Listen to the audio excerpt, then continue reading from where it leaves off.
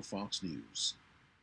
All right, on today's Made in San Diego, yes, I'm already playing with this, trying to figure it out. I'm very excited about it. A local company is teaching kids robotics, and they're doing it from home. Here to share more, the owner and the creator of Robolink, Hansel Hong. Hansel, good morning. Thanks for joining us. Good morning. Thanks for having me. Okay, how cool is this? Robolink, you guys have at-home camps. Was this something going on before the pandemic, or did you guys, like everybody else, kind of do a little pivot to make it work? Yeah, before the pandemic, we were mainly teaching here in person in San Diego. But after pandemic, we started teaching outside of San Diego, around the nation, as well as international countries. And how has that gone? Is that almost like an unexpected growth? It's like, wow, now we're everywhere and everybody's enjoying and benefiting from this. There were definitely a lot of learning curve that we had to go through, but it's such a fun teaching kids in Italy, teaching kids in Belgium, and many different countries. So it's been amazing. It's very exciting. What is the reaction you're getting from around the world? What do they say when they start playing with this and they start doing the robotics?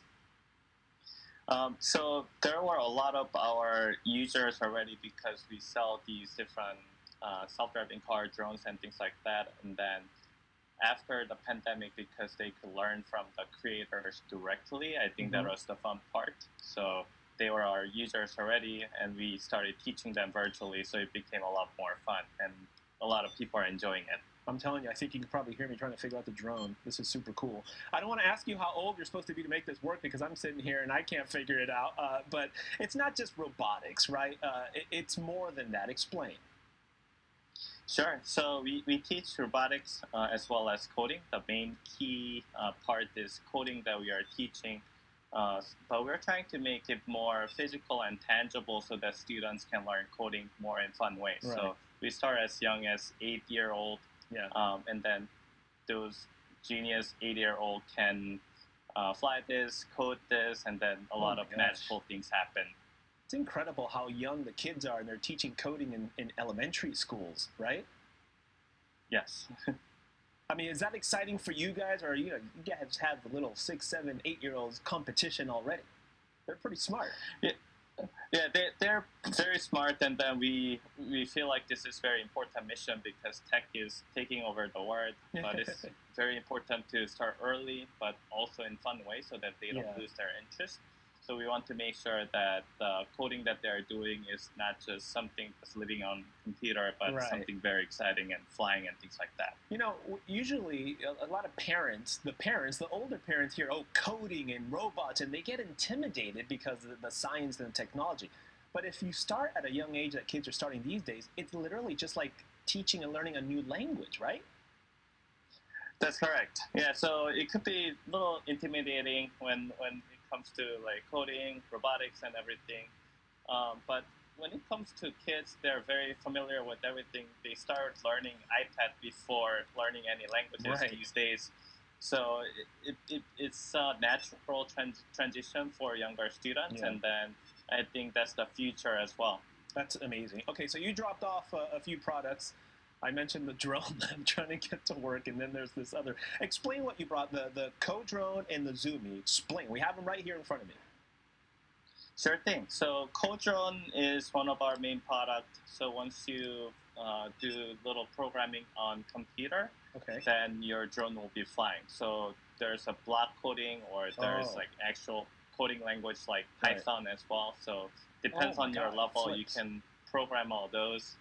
Yeah, so it can flip, it can make different patterns, it can blink lights and things like that, and you can do many different things. For Zumi, you can think of it as a mini Tesla. So yeah, students can learn not only just get in the Tesla and then get on the self-driving car mode, but they can also learn how that works, as well as various different AI features on it. So you get on the computer, you do the coding, and then you kind of visualize what you want, and then when it does it in person, that's got to be the cool feeling. That's correct. Wow. And then so once you do something on your computer, that'll be transiting into physical world, and then we also have students like participate in competitions with that too. Oh, cool. So it becomes very exciting. So Hansel, here's the deal. I have people behind the scenes making fun of me because I can't get this thing, and I tell them I have a master's degree, which I do, but it's not in robotics, okay? So is it a matter of because I didn't put this in the computer and do the coding before, or am I a knucklehead over here? You can fly that without connecting to computer too. I think if you press the left button up and then press it up, I think it'll be actually flying. Oh man, oh boy. Look, I probably pressed so many buttons before you told me to do that. Who knows what I did? This is so cool. Yeah, maybe you can join our virtual session as well. We'll be happy to teach you. I'm pretty much sure that I need the lesson. I can hang out with the little kids and learn something about robotics. Summer is around the corner. Tell me about the in-person activities, or are you guys staying virtual? Right now, we're staying virtual still. That's something that we've been mastering over the pandemic. So I think in person things are becoming better, but we wanted to make sure to get around the nation and then teach the rest of the world too. So we're staying virtual for this summer, and yeah, very excited for that. Hansel, I'm not giving up. I've heard every word you've said, but I'm not giving up on this. I'm going to keep doing it. Even after we say goodbye, I'm going to keep doing this. I'm going to get it to fly. Yeah, I think once you press left and then press the right trigger up, I think it'll be flying. Okay. Well, actually, it looks like it's not connected. Is it not paired? Need to connect it. Right. Oh boy. Okay, well, I clearly need your classes. Thank you so much, Hansel, for creating really something cool, not just for us here, but now around the world, thanks to virtual classes. Thank you so much.